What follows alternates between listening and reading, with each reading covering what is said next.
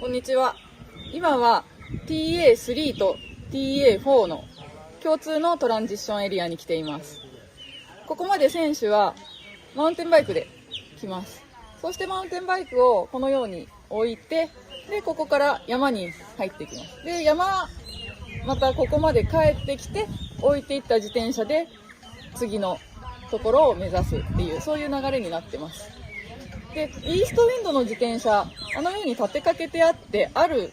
なので、ここでトレッキングしてるっていうのはわかるんですが、実は私たちも彼らがどこにいるか分かりません。というのもトラッキングで選手の位置が分かるっていうことになってるんですが、その GPS の機器が水没してしまって、昨日のカヤックセクションでですね、水没してしまって壊れてしまいました。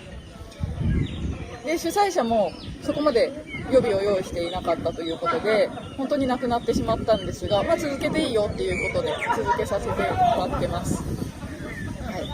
で昨日の晩からトラッキングがない状態で私たちの取材を続けてるんですが、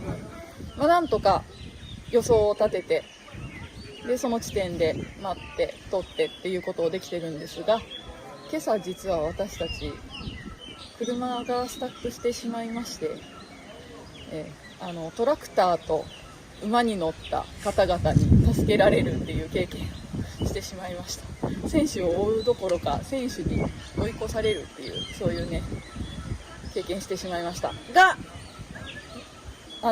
助けてもらったんで復活してます。これからまた取材を続けていきたいと思います。